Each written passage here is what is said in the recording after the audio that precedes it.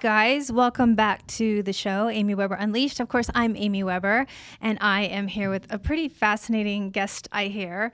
Michael, how are you? I'm great, man. I was looking at your intro. You do it all. It's incredible. You're sitting there hammering nails and doing music videos. I'm impressed. I'm actually nervous right now. People are like, stay in your lane. I'm like, why? I need to have a hyphen. Right, exactly. Yeah, definitely. So you have your own podcast. I do. What do you talk about on your show? So the first episode, just to let you know, it's called The Playmate and the Fighter Pilot. Okay. So I want everyone from astrophysicists to people who work in the adult industry. It's intellectual curiosity. If you think about more like Joe Rogan, but not quite as many MMA guys, not quite as many Navy SEALs, but more models and physicists and authors. And I've got several authors coming on. I have a therapist coming on. We're going to talk about narcissism, sociopathy. So it's really, I just want to cross section. The ethos of the podcast is intellectual curiosity, and there's no boring people. It's my job to find the human condition in every person, no matter how other people may find them vapid. There's no vapid people. Right. Everyone has an interesting story. They have a parental story, a growing up story, a struggle that they overcame, and it's my job to find that. So that's basically what it is. And there's also no judgment on the show. Like I don't really care what you do.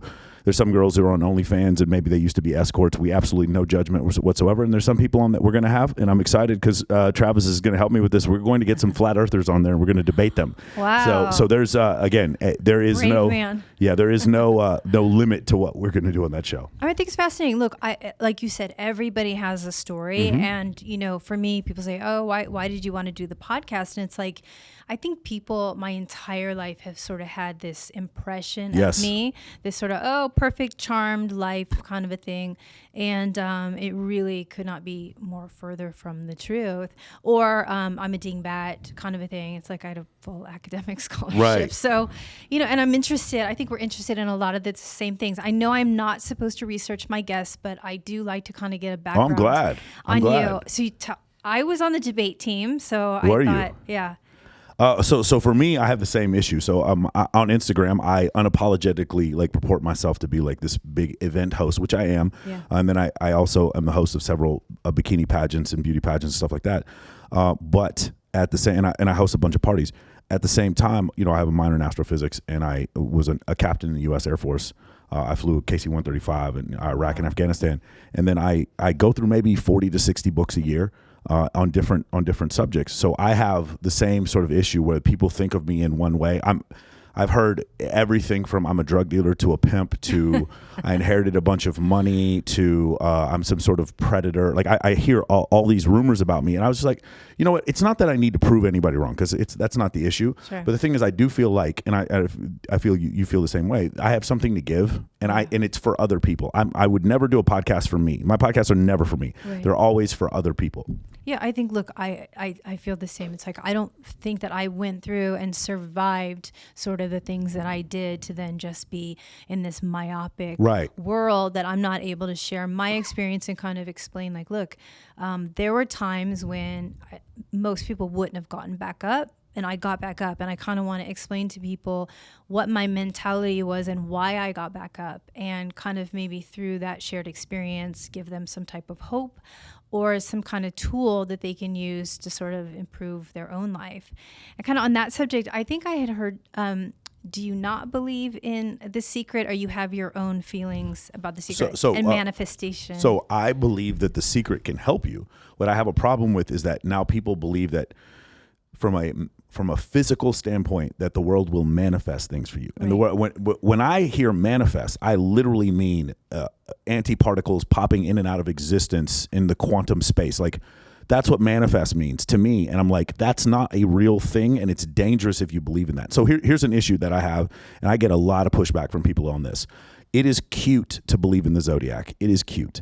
But I don't know how else to explain this. You know what Mercury in retrograde means, of right? Course, absolutely. Yes. It doesn't mean anything. It doesn't. It absolutely doesn't, because if you look at the gravitational pull from Mercury, like, we can measure these things. We are so advanced. From a physics standpoint, there is so much information and incredible things that we can learn, but instead we still believe that because Jupiter is in the sign Sagittarius, that therefore I can't date John. And this part, the thing about this is, while it's cute, Now, when I want to explain to you that gravity is 9.81 meters per second squared, or that the speed of light is 300,000 kilometers per second, you don't have room for that because you still believe in Virgo and Sagittarius. Right. That's the issue that I have. So when we go back to the secret, I have no problem whatsoever with positive thinking changing. There's a great book called The Winner Effect, where it actually talks about something similar to the secret. If I consistently have this positive outlook, I'm going to create a winner mentality. But that's not ethereal woo shit. That's not doing. Well, but it's not ethereal either. Right. It's not some woo stuff. It literally is. There are neural pathways that are being created in my actual physical brain, not some spiritual place. And those neural pathways are creating winning habits for me. Right. That's a real thing. There's nothing manifested but because of that. habits is the key word Sure, there. Because sure. the thing of it is, like you said, it's like, look, you can wish and you can have faith and everything else, but if you're not willing to do the steps necessary to then make that a reality, you know what I mean? But the thing you just said makes the first thing dangerous, right? So the part I'm trying to say is manifestation, believe in it by itself doesn't seem dangerous, but when you don't do the work, now the manifestation literally takes the place of the work, and now it becomes a dangerous thing. If you did the manifestation, if you believed in the manifestation and did the work, it's the greatest thing in the world. If you don't, you have now created a crutch where now you have an excuse to stay on your mom's couch because the world will manifest for me, and that's what I have a problem. But literally, the program that I teach, I have a master program I teach called the Men of Action program, or the People of Action, because the point is action. It's always action. We only pay attention to people's actions. Right. And I think, look, habits are really important, right? I mean, I have a thing up for my children. I've got twins, and it's like, these are healthy habits. Sure. Right. And for me, it's like, especially there's some people that if you don't plan out your entire day, all of a sudden it's 2:00 and you wonder where the hell the day went. And it's like, there are those people that just need those boundaries. They need that structure in their life. So, but it's interesting because, so Mercury in retrograde, look, I'm a faithful person. Yeah. I'm a really open-minded person, but I'm kind of curious because whenever shit's hitting the fan and I look up, Mercury, in fact, is in retrograde. So I'm just wondering, because we're all energy, right? We're energy beings. Okay. Right. We can walk into a room. We can we in one form, we are energy. On a relativity scale, yes, we are energy, yes. Because, if you're in a really great mood and you come into a room and someone's in a really shitty mood, they will pop your bubble. Okay, so now we're talking semantics. From a psychological standpoint, if Travis walks into the room and he looks very upset, my mood is going to change. Yes. But this has to do with evolution. This has to do with the fact that, that evolution just gave him eyebrows and a nose and a face in order to describe his mood. Right. And now from his mood, my mood may change. I may become concerned. If I see Travis is a super high status individual, I may become very concerned that something's going to happen to me. Is that energy? Literally, there are photons coming off his face to me, but in an actual tacit manner, this is a psychological effect where I'm just noticing his face. So to say that that's energy is a semantics thing. Like, I don't know. Energy to me are photons, gluons, bosons, and gravitons, that like force carrying particles in the laws of physics. That's what energy is to me. But to other people, I mean, it may mean something else. Sure, semantics. Mm-hmm, yeah. Right. You may call it one thing, someone correct, may call it correct, another. yeah. But I mean, seriously, when I played football, we had to bring good energy and start yelling at our teammates to like cheer them on. Is that, again, that would be energy like what you're saying. I'm not literally transmitting photons to these other people. Absolutely, right? yeah. So again, this is the when you come from a physics background, a lot of times, a lot of these, so for instance, when people take quantum mechanics and they try to turn quantum mechanics into this universe alternate parallel thing, trying to say that the world is an illusion, where it is an illusion. It's just the problem is, let's learn the physics first and then like not try to make it into something else. So many people know that Mercury's in retrograde, but don't know that Mercury doesn't have any moons or an atmosphere, and it's actually just the iron core of a previous planet that existed there.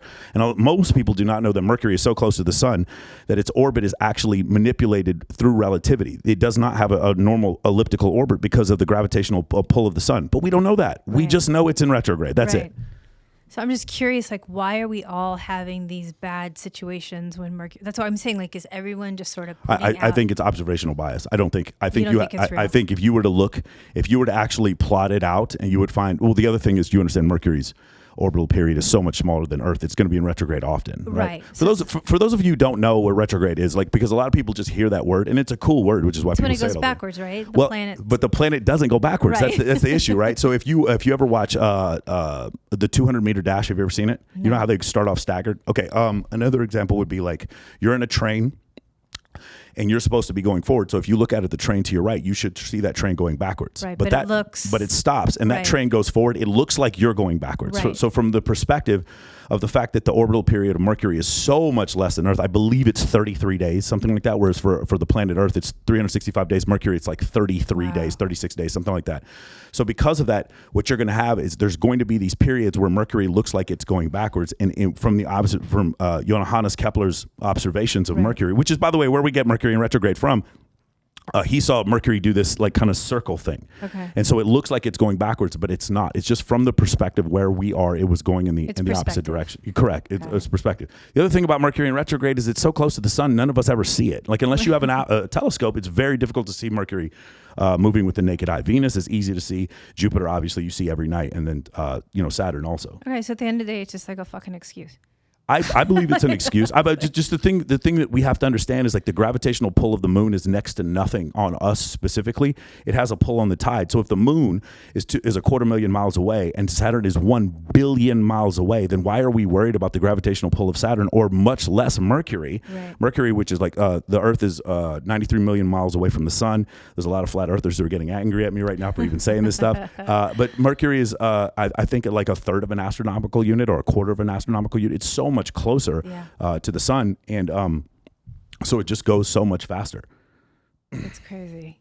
Okay, so I don't know. You've definitely made me think. It's just here's the thing, Amy. How about this? Instead of don't worry about whether Mercury in retrograde.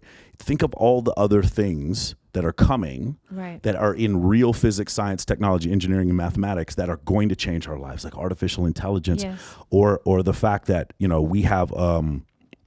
The fact that we have self-driving cars, or the fact that we're going to have the ability for commercial low Earth orbit to travel, probably in our lifetime, it'll be possible for us to take a vacation to the moon like we do to Disneyland, just like a 3-day trip up there.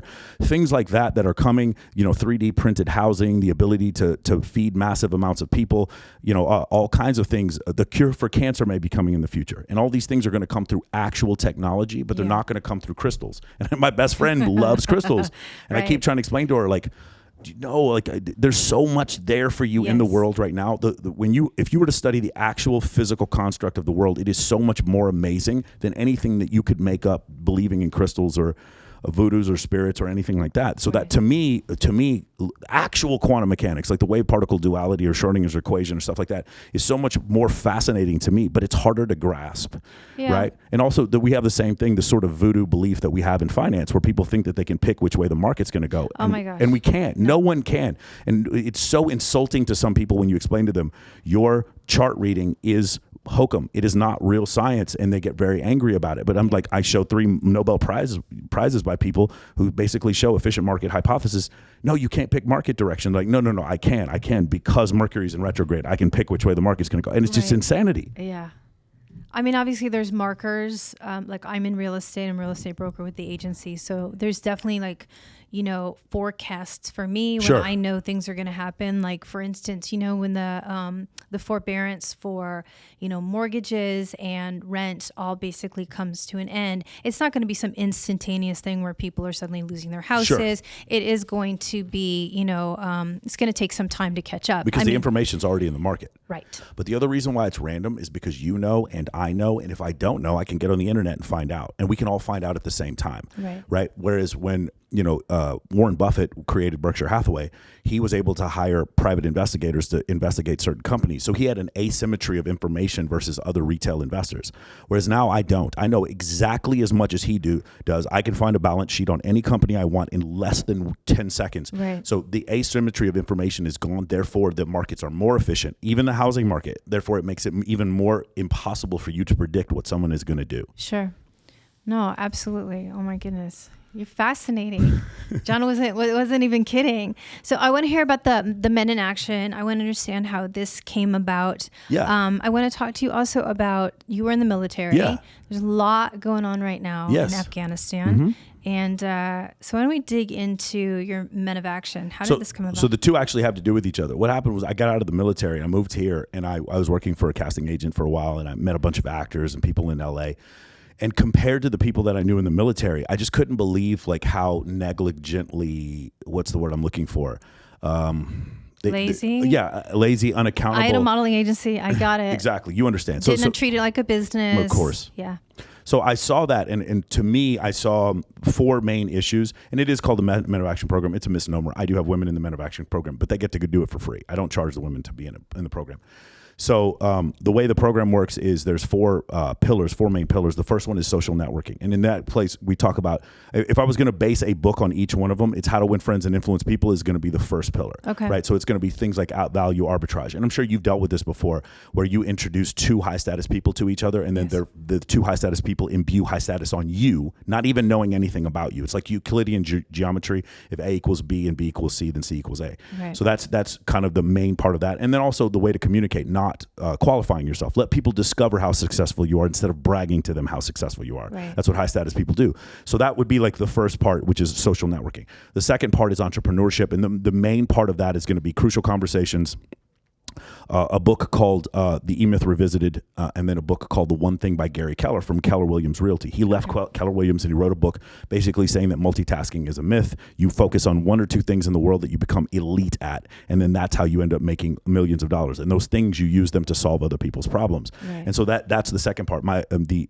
entrepreneurship part of the Men of Action program is strictly focused on efficiency, getting rid of black boxes, something we called in the military, where you have there's some receptionist who works at your company who has all the password emails. Right. The email passwords has all the keys to all and then she gets fired or gets sick. That's too much power. And the entire thing falls apart because you have this one, there's no redundancy, right? And then the other thing is true artistship. Like, for instance, we're doing a podcast right now because you and I are in a studio that somebody else made for us, right? But you and I, like, my specialty is not lighting and setting up cameras for a podcast. So we have someone else doing this.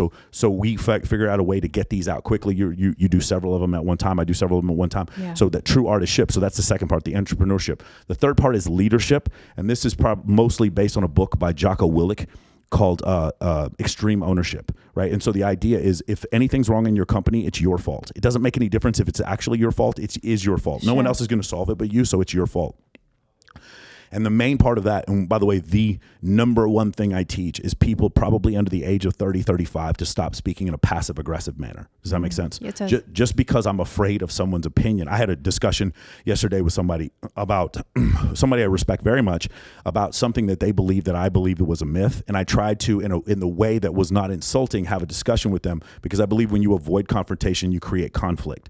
So I speak to people in a very direct manner. Yes. And to a lot of people, they don't like the program because this is the part where they get cut off. They really like the way that their mommy always told them that they were special, and that how they always got a participation medal every time they played soccer and they were terrible. They believe that they still want to live in that world. Those people, once they get to the leadership section of my course, they drop out. They don't want to be part of it. Because that's not helpful. I'm sorry, parents. That is not helpful at all, because that's not real life, and you're about to get smacked in the face. Correct. When real life is hard. Real life is hard, and it sucks sometimes. I'll tell you one thing, right? You're a guy, you're dating a really pretty girl, and she cheats on you, and she goes off with some other guy. Guess what? Karma does not change her life. No. She's happy the next day. Right. You know what happens to her? Nothing. She's a beautiful woman with some other guy on a boat. She's not. Your mom's telling you you're a special snowflake and she wasn't good enough for you. That's not true.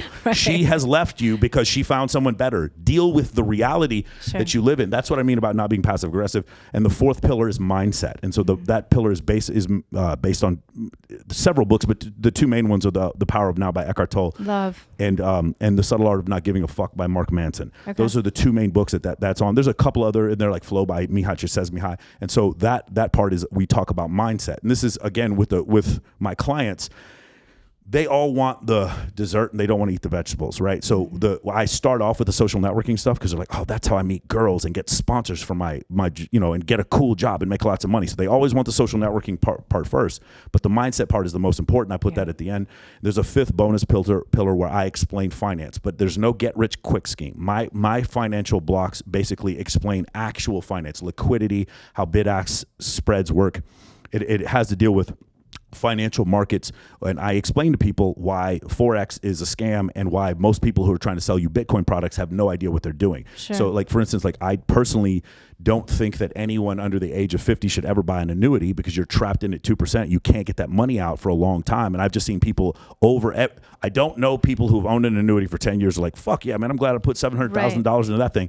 And so I try to explain to people, these are the reasons why these things can be scams. Sure. Multi-level marketing does work for 3% of people who do it. And the other 97% end up in the hole. Right. And I explain things like that. So my finance section, I do go over quantitative analysis, which is what I do. I don't try to guess stock direction. I sell calls above the stock. I sell puts below the stock. And I wait for the stock to beat me. It's hard to explain. I'd need like an hour to explain it. But I try to find high probability. It's like selling home insurance, right? The who makes more money, the people who pay the premiums or the insurance company. The insurance company. When you sell a put on someone's stock position, so for instance, if you had $10 million worth of stock and $100 a share and I sold you 100 options, those 100 put options are now insurance. If those 100 put options are at the 90 delta, then that's $100,000 worth of deductible.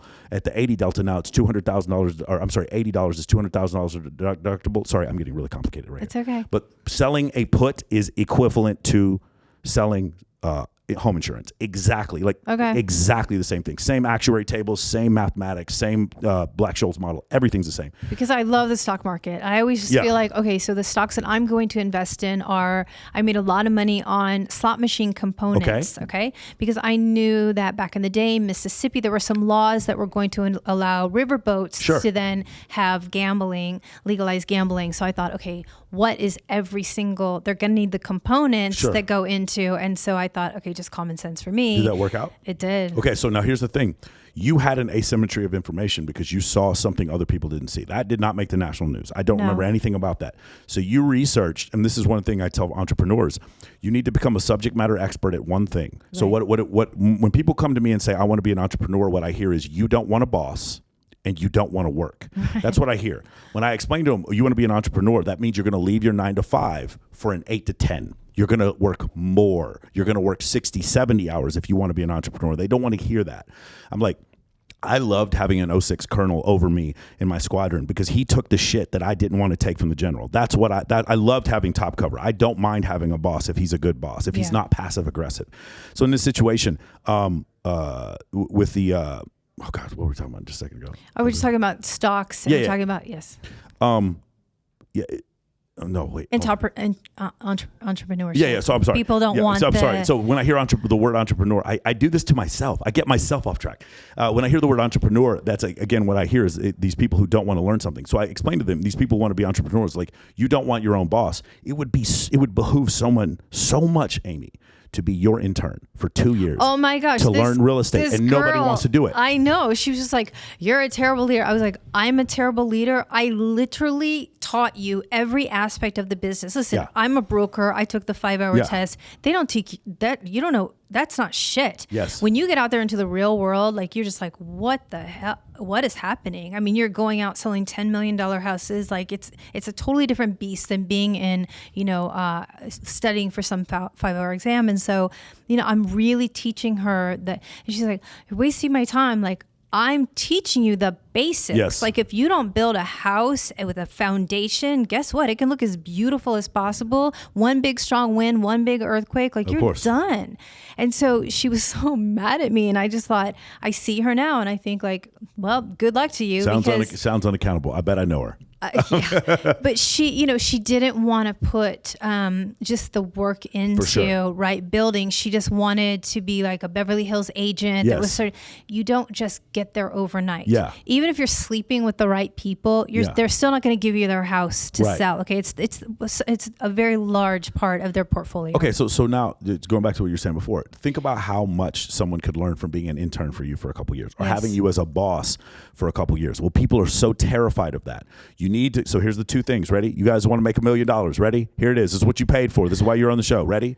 You need to become a subject matter expert, and then you need to solve other people's fucking problem. That's it. When I say become a subject matter expert, that means you've got to do the 300 hours of study and work for someone you might not enjoy working for, who knows more than you.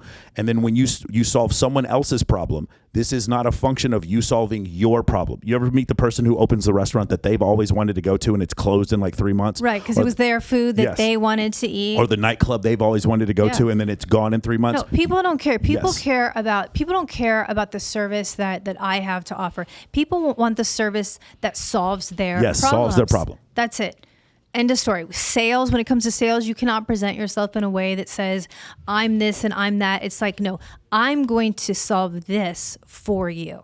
Exactly. I mean, if people just changed the way that they presented themselves, I think they would be a lot more successful. For sure. And the motivational quotes that I see people post, they scare me, because a lot of the motivational posts that I read, there's things like just completely ignore negativity. I'm like, well, I think what you're hearing is constructive criticism. Right. And because you're very soft, you think that's negativity. Right. And you don't understand these are words you need to hear. You want to take, you know, the quote you need to put up is the one by Elon Musk that says you will be paid you will be paid directly in proportion to the size of the problem you solve.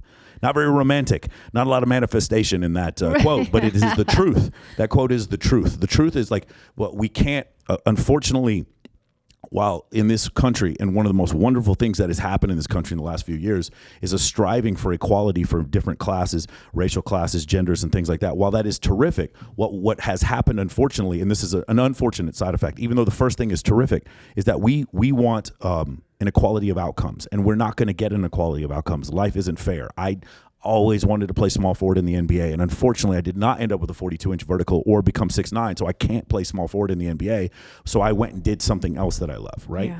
So because of that, I don't worry about fair. I just worry about like, well, okay, what can I do? What is the most I can do? What is the most I can accomplish? And when you look at it that way and you say, I am grateful for everything I have and feel that I am entitled to nothing.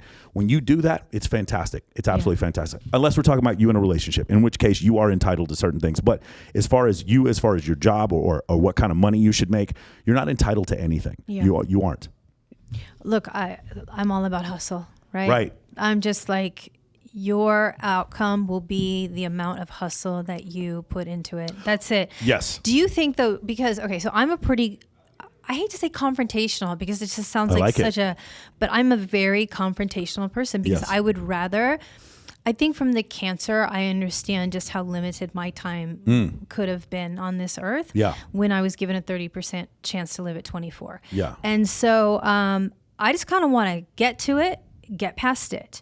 I don't want to hold grudges. I don't want to think about it. So people are like, oh, you know what I mean? Like when it comes to, but I feel like, I guess you're kind of confrontational in a way, but it's good. Well, but my confrontation is never going to be personal, and I'm never going to be rude. And one of the things I have to do with my clients all the time is I have to explain to them, I don't hate any of you. You have to understand that when I say these things in a very forceful manner, well, I give you an example. One of the problems that'll happen, kind of a less mature way of thinking, is without nuance. So if I say to my clients sometimes, I used to tell them when Bitcoin was at 60,000, I said, I think it's too expensive. And what they heard was, Michael hates Bitcoin. That's not what I said. That's not what I said. I said at 60,000 is too expensive. What they heard was, Michael hates Bitcoin, right? Does that make sense? It does. But what I've said before in certain instances, I was like, so I have this rule on my. You ever seen Instagrams where people just post flyers over and over again? It's just very annoying.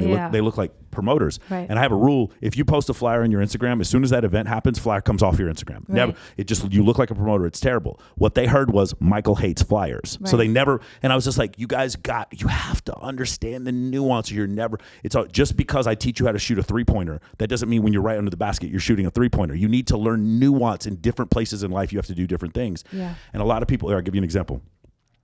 Elon Musk is a pretty smart guy. Sure. I'd say the majority of the self-help community and tech community look up to this guy like he's a god. He's super smart. Obviously, the guy, he did not finish his PhD in material physics, but clearly he was smart enough to get one, right? And the guy is a billionaire several times over, and at one point was the wealthiest man in the world based on market capitalization, okay? Yeah. And get ready for it. Ready? Hold on to your butts. He drinks 6 Diet Cokes a day. Oh my God. What the fuck? I did not all know that this. aspartame. How can he function? There are people out there in the self-help community, their brains are melting. He drinks 6 Diet Cokes. That's impossible. Where are his blue blockers? Does he get his ketones? What about his moments in the sauna? Does he do his deadlifts every day in his cold spa? What about his mushroom tea and all these fads that come out with? Yeah. No, he is successful and he drinks Diet Coke, and people can't deal with that, man. You know who drinks 2 6-packs of cherry Coke a day? The 3rd or 4th richest man in the world, Warren Buffett. He drinks, and he doesn't drink water. His sister gave a report on him one time. They interviewed his sister. He's like, I have never seen my brother eat a vegetable or drink water. Wow. And it's like, but this guy was the wealthiest man in the world at one point. Sure. And people just can't wrap their head around it because they believe in these things that have to be true. Well, yeah, they believe, listen, it's the get rich quick scheme, Yes. right? It's like if I drink this kombucha, whatever the hell it is. Okay, guys, ready for kombucha? You know what probiotics do? Look up the science. I'm going to piss so many people off. You don't want to know what probiotics do. Nothing. You could look up the science right now, and you will find that probiotics have absolutely no, unless you have if you're going through radiation treatment. and you have it right. If you're going through radiation treatment, 100% you need probiotics. What's happened, unfortunately, is people drink kombucha and they're like, man, this smells a little bit like poop. Let me drink this poop beer. That's so interesting.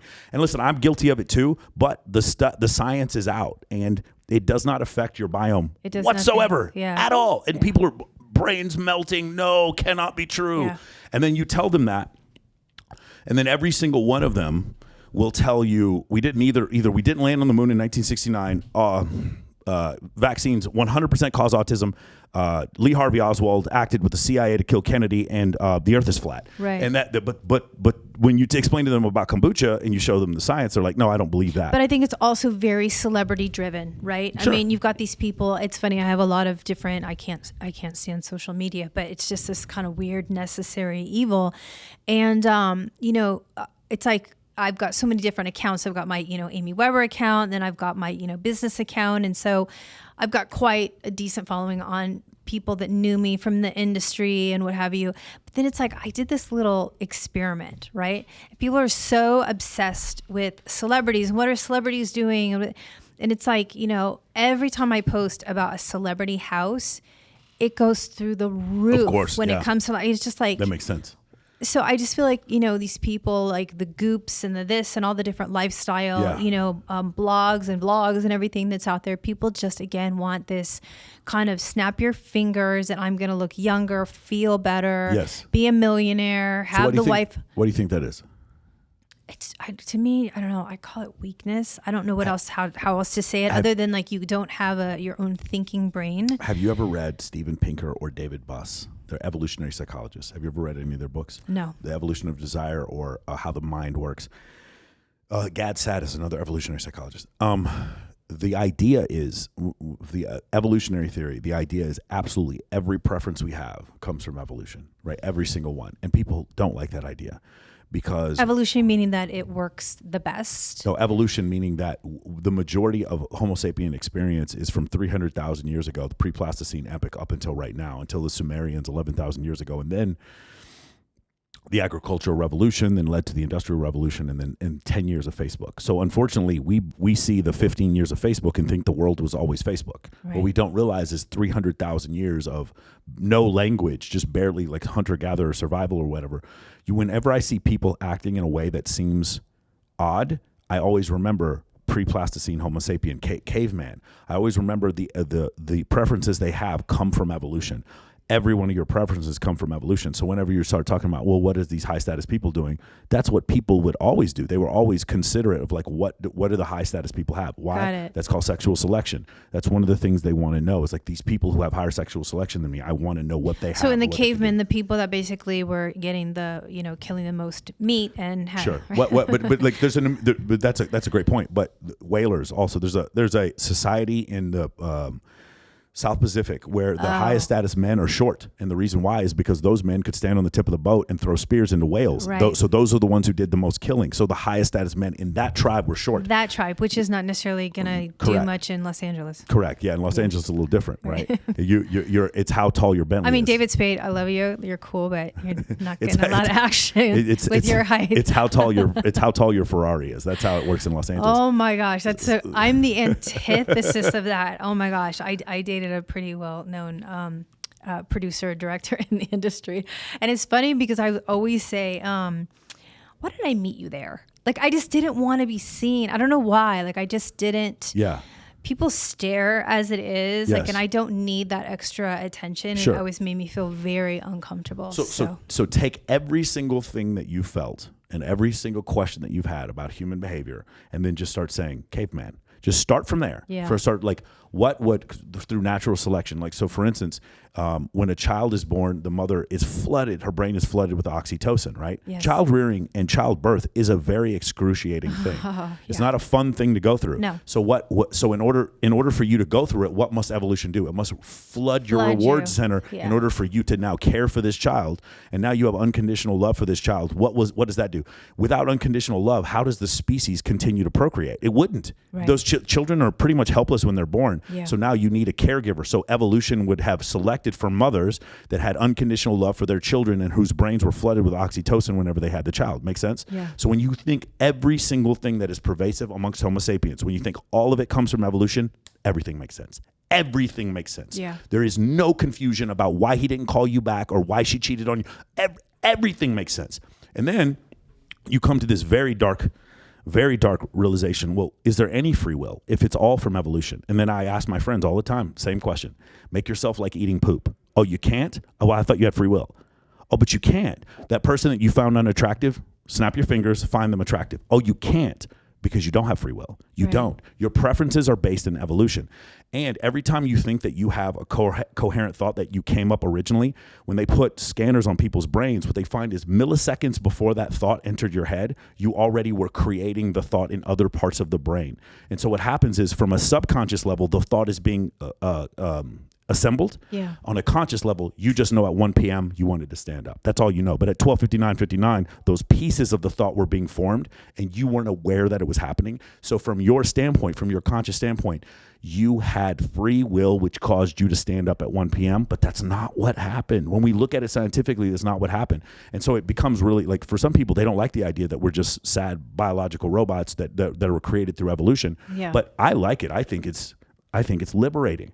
I find it liberating. Now that I understand that evolution is the reason why people behave the way they behave, I never guess wrong anymore. Right. Ever. It is incredible to me how much more the world makes sense when I look at everything through the eyes of evolutionary psychology. It's amazing. Sales too. I mean, behavioral psychology, or I'm sorry, what's it called? Economic psychology. I can't remember. There's a new study for it. Where they talk about people's purchasing, right? The reason why they purchase, but it's based in evolutionary psychology. It's fantastic. Well, it's interesting. I mean, like working with high net worth individuals, they all have very similar kind of behaviors. I mean, believe it or not, most if you want to meet people like that, go to a charity event. Yes. Because most people that are high net worth are going to be giving back. Yeah. Philanthropy. Yeah. It's a really big part of their life, which... You think, oh, high net worth, then they're stingy, selfish, greedy people, but that's couldn't be further from the truth. Well, what I found is with the charity stuff, because I agree with you totally. Yeah. I throw several charities where we have influencers, and the influencers ask guys to like donate money to the Downtown Dog Rescue, or Operation Blankets of Love, or forthetroops.org, or the Shade Tree, which is the domestic abuse shelter here in Las Vegas. Yeah. Or the Midnight Mission, which is a homeless shelter in Los Angeles. We ask them to donate money and give resources to those different places. What I like about charities, however, is that if you see somebody go repeatedly, that's a decent sign that they're not a sociopath. And to me, that is like the number one thing. In Los Angeles, like, I know it sounds insane, but 3.3% of the U.S. population reportedly are sociopaths, and about 5.9% of the U.S. population suffers from borderline personality disorder. For me, not being able to identify those people very quickly, because I've had run-ins with individuals like that, and they create the most chaos in my life. Yeah. Being able to see something like that, I love using charities, because you might get a sociopath come to a charity once or twice, but after the fifth time, they're like, "What's in it for me?" Right. I'm sorry, what did I win by going to this charity? Right. I don't understand. Where's my money? Where's my gift bag? Dude, I can tell when I invite someone to a charity, and their response to me is, "Are you going to pay for my hotel? And can you get my friends in for free?" And I'm like, "Bro, gosh. It's a charity. Wow. You want me to get you in for free? Motherfucker, I'm donating to the charity, and I'm hosting the red carpet, and you want me to get you in for free?" And then I start questioning their empathy, and then you start to see things fall apart. So for me, I like using charity as a screening to see if people have any empathy or not. It's just crazy to me. I think it's so amazing that you have a shelter. I had a client the other day, and I had to pull over because, I came from a really abusive household. I mean, my dad was a monster. Pretty much every day he would tell me he was going to kill me. I did believe it. And he broke many bones in me from the time I was about 3 until I was about 12, until I had a bit of almost a psychotic break, and just said, I'm not going to let him touch my mom anymore, or my sister or myself.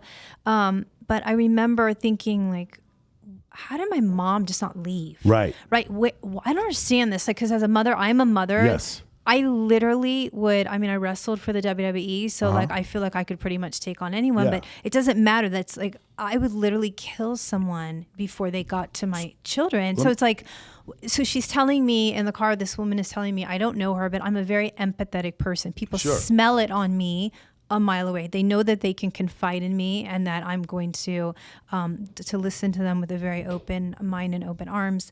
And she said to me, don't know her well, just made an offer for her on a house. And she said that 2 of her children had killed themselves. She had 6 children, and apparently the husband was very abusive, and she didn't leave. And so she was crying to me that she wanted to help her daughter buy a house. It was born really out of guilt, right? For the other 2, that she wasn't able to leave the situation. And so I just find it extraordinary when I see women that do go to a shelter. Look, it's not an ideal situation to go from a home where all of your belongings are and then to go into a shelter, but to have the backbone and the willpower to start over with unknown with your children and go to a shelter, and the fact that you guys have that available is just incredible. It's a great place. I really, when I see the people that are there, the fact that you bring your kids with you, and then the dog. So a lot of times people don't realize this. A woman's a victim of domestic abuse, and you take the kids and you leave. The husband may take it out on the animals. And so being able to take the animals with you is another thing. So that's a family member, right? And that's that they may abuse the animal, like mistreat the animal. So that's why there's a place, a kennel that, like I said, at the Shade Tree. My question for you is, do you ever find yourself falling into certain patterns because of the way your father treated you? Do you ever find yourself settling for something and realizing, no, I don't deserve this? Or does any of it stick with you? Is it something you work through with therapy? Because I know for me, I'll just be honest with you, there was definite feelings of inadequacy for me in high school and junior high, just massively being picked on, which got me in the gym every day, maybe join the military, all these kind of things. Did you ever have issues with that? Absolutely. Growing up up until I would say about 10 years ago, there was always this, if bad things happened, it was my fault. I wasn't good enough for great things to happen to me, right? Like I didn't deserve good things. And so I did have to break that mental cycle, because it's just such a false narrative. With relationships, have you ever found yourself in a relationship where you're like, I don't deserve this, and you think maybe this is leaking in from some other part of your life? Relationships were really interesting for me. I think I became so hyper-focused on becoming so successful that I would never have to rely on a man. Okay. I made so much money. I literally just was socking money away and buying houses at a very early age, because I never, ever wanted to get into a relationship that I felt like I was stuck. Yeah. I could leave. Even when I was dating, I wouldn't get in the car with someone. I would want to meet them there, just out of a safety that I could escape that situation. So this, you think this came from the relationship with your father, and this is why you want to escape. Got it. Makes sense. Yeah. I wanted to have control. Mm-hmm. I didn't have control as a child. Yeah. I wanted to have control of some situation that I could get myself to safety. Yeah. And not be in a situation where I was trapped. Yeah. Yeah. Yeah, I found that I found a weakness towards, there's certain types of validation that I would get from a woman, and I would just ignore all the red flags. Yeah. And it's really had to be something, and it came from my upbringing.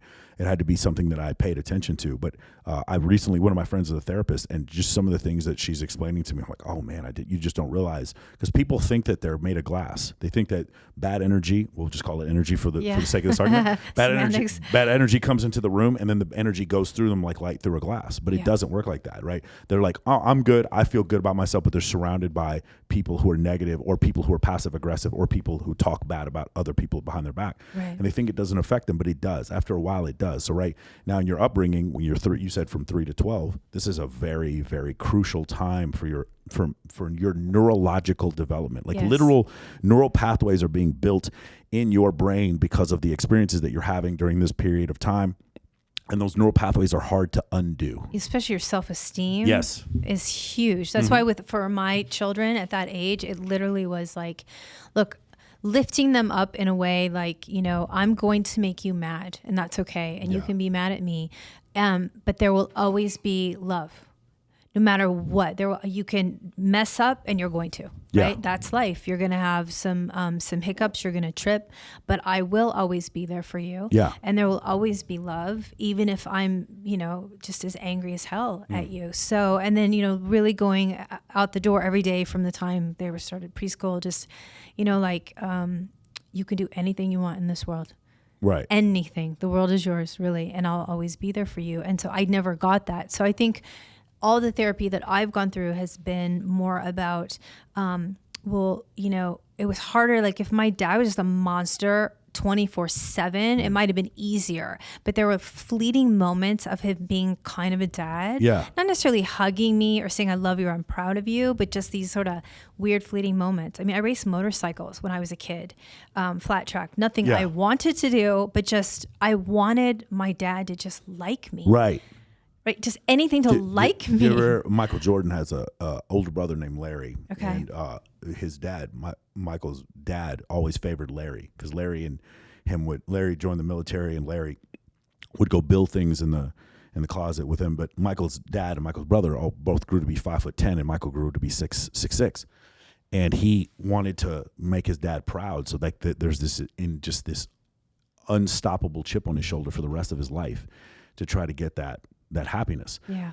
If you listen to his Hall of Fame speech, I don't think he's very happy. I'll be the first to tell you, Michael Jordan is a billionaire, and I don't think he's very happy. I think that there was no stop and smell the roses and very little gratitude for the situation that he was in, but just this almost psychopathic necessity to always win and dominate. And he did. And we all looked up to him for it, and he has $1 billion for it. But, then you just wonder at the end, like, is that what you want? Is it worth it? Yeah. Is it worth it? Would you rather be happy, right? Yeah.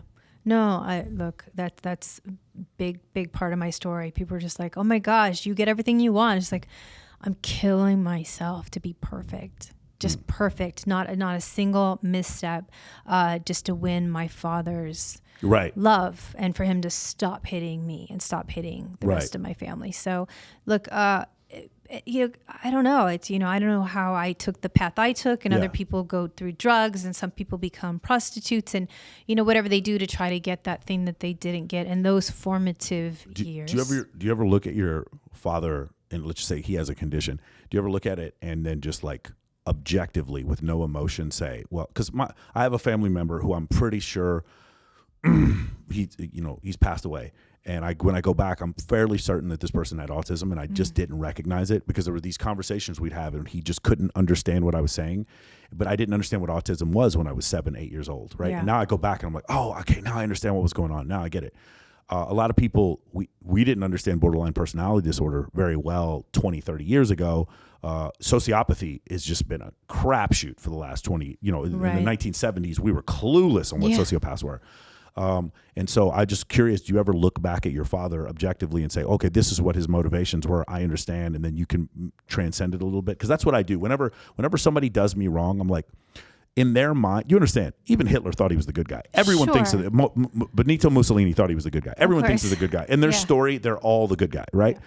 But at some point, you have to say in their life, there was certain things that happened that caused, like we'll just use Hitler as an example. He was an NCO in World War I, and he watched his countrymen starve to death, like around him left and right. So in his mind, anything that happened that was bad to any other country that wasn't Germany was justified because of what these other people did to Germany. In his mind, that's what he thought. He's still a psychopath, 100% a psychopath. But you understand where his motivations came from. And so I'm curious, do you ever look back at your dad and say, well, he's the way, like the term I've heard is hurt people. And so would you ever look back at him and say, well, his motivations were this, and this is why he acts the way he does? Yeah, absolutely. I mean, look, my mother was, she came from a very Southern Baptist religious upbringing. She was incredibly put down, abused, really had no backbone whatsoever, no courage. And then my father also had a pretty tumultuous childhood. So yeah, I do look back. I guess it's hard for me because I see that, yes, but I also had a really bad situation that you don't see me doing that to my children, right? I've kind of gone. You're aware of it. I'm aware, and so I've gone that way. So yes, we are a little more woke, for sure. I suppose, for lack of a better word. From a psychological standpoint, we're woke. Yeah. Yes, and so I guess the hardest part is that I think I don't speak to my mom and dad anymore. It became a really toxic situation. it was nothing. It was nothing other than, you know, I've tried everything to have a very semi-healthy relationship, and I don't see that happening. And I can't get married. I got married really late in life, in my late 30s, and I can't start this particular relationship with this sort of toxicity in my life, unfortunately. And so I wish you the best. You know, nothing but love, but yeah, it's a little bit. Yeah, I understand a lot of it. But he did say at one point, in a prideful way, but look how strong I made you. Yeah, right. And that just pissed me. Pissed me off. This is why I'm saying this, because on Saturday I have a therapist coming in. Yes. And we're going to talk about borderline personality disorder, which sounds like that's what your dad had. That's why I'm bringing this up, because for me, if I can go back, so I love my mom, and my relationship with my mother actually started to grow when my father passed away. I started to not take this for granted. I was 29 years old. I was first lieutenant in the military.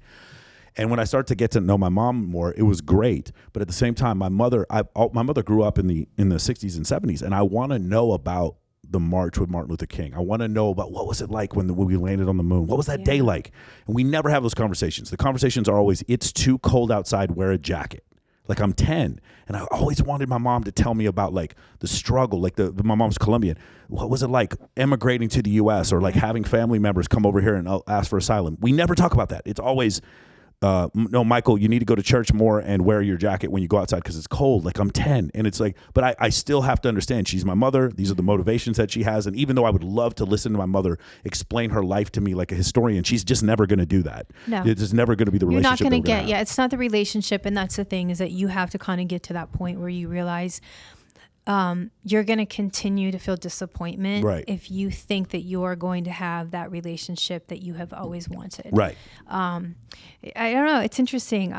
You're very well read, which I think is fantastic. Books have literally been my life. They were my saving grace as a child. Mm-hmm. It was the one thing that literally probably kept me from killing myself, was books. Yeah. Just being able to learn and explore and get lost and go into another world. And I always say, like, you know, if I did believe in, you know, many, many lifetimes, I've lived many lifetimes. But I think more than anything, it's just I've read about many people's lifetimes. Some of them real and some of them not. Right. Some of them are, George Washington. Some of them are Jon Snow. Yes. Like, it just depends. The Song of Ice and Fire actually got me through a really tough time reading those 5 novels, and then the other 6 the books that came with it, the Game of Thrones series. Yeah. That helped me. And then I'm reading The Expanse, which is also fiction, which is probably the best. Just let you guys know, because some of you are wondering, the best show on television is The Expanse. It's on Amazon. If you are curious, go check it out. If you don't believe me, go on Rotten Tomato and find out the only show that's ever gotten a 100 on Rotten Tomato. It's called The Expanse. I've been on Rotten Tomato. Yeah. I do believe. Yeah. If there is one show that has a 100 on Rotten Tomato, it's called The Expanse. You'll see it. It is Jeff Bezos' favorite show, which is why he bought it from Sci-Fi. Oh my gosh. Okay, so you have to promise me that we will get together again, of either course, on as many your times you show want. or For sure. my show. I think we have so much more to dig into. Yeah. But it's just been an absolute fascinating time. We did not talk about quantum mechanics. This is what we didn't. talked. Or Afghanistan, but there's still a lot to unpack. I feel like. No, it's a lot with Afghanistan. Afghanistan is just a breakup. It's a breakup. Oh my gosh. And nobody wants. No one wanted for them to break up. Listen, but when it's a breakup, sometimes you don't have to block them, but you do need to unfollow. And I think that's what's going on here. Oh my gosh, so well said. Yeah. Thank you so much for being a guest. Of course. All right, guys, listen, I want to thank everyone for listening. I know my podcast is new. It's gaining a lot of traction, and it's all because of you guys. So continue to subscribe, continue to listen. If you have any questions, send them in to me. Until then, I'll see you next time.